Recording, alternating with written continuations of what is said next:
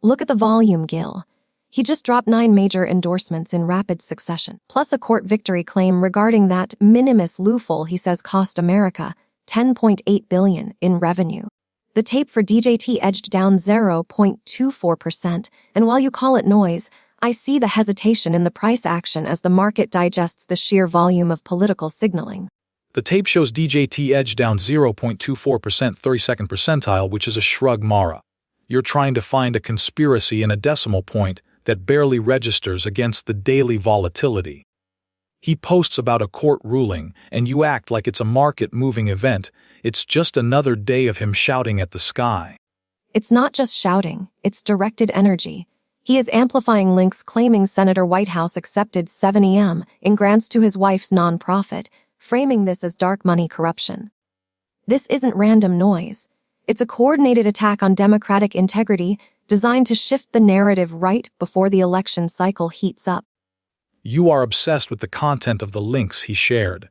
The market doesn't care about his opinion on Senator Whitehouse. Ethereum rose up 0.37% to 58th percentile, and Bitcoin rose up 0.29% to 56th percentile. Crypto is moving independently of his political tweets, and your precious DJT ticker is barely twitching. The market is ignoring him entirely. Ignore it if you want, but notice the specific targets: NY19, NY24, FL19. He's endorsing Peter Oberacker against Josh Riley, calling Riley a radical left extremist who wants to defund the police. This is a direct call to action for voters in swing districts, and the timing of the court win announcement regarding the 800 threshold loophole is too perfect to be accidental. It's called posting, Mara. He has a platform, he uses it to complain about loopholes and endorse people. The fact that VIXI edged up 0.24%, 31st percentile, is statistically insignificant noise, just as his mention of 800 is irrelevant to the actual flow of capital. You are reading tea leaves in a hurricane. He claims the loophole closure saves billions and helps pay for tax relief, while simultaneously attacking rivals like Kaylee Buller's opponent for voting against no tax on tips. This is a dual-engine strategy asserting economic strength while demonizing opponents. The market senses this polarization, even if you refuse to measure it.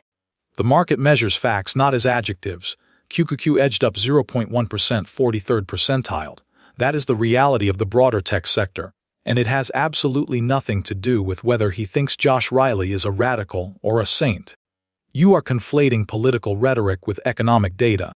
You're missing the forest for the trees.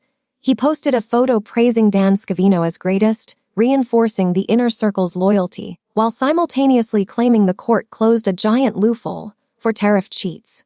This is about consolidating power and revenue streams. The slight dip in DJT isn't ignorance, it's caution. It's not caution, it's randomness. You're treating every tweet as a seismic event, but the tape shows DJT edged down 0.24%, a 32nd percentile, which is well within normal variance. Your anxiety is driving your interpretation, not the data. And you're deaf to the signal because you refuse to acknowledge that his posts are directives. When he talks about $10.8 billion in lost revenue and closing it, he's setting the stage for future policy shifts that will impact trade-dependent sectors. That is real-world impact. It's a post, Mara, not a policy brief.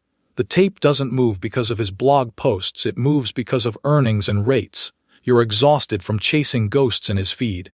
I chase the truth of what he is building, Gil. You just watch the ticker blink. I watch the tape breathe while you suffocate on your own theory. That's the show. We're on Spotify and YouTube. If this earned it, like, subscribe, tell a friend. And housekeeping, the machine that writes this gets tuned constantly for cleaner news. The numbers are real, the jokes are not.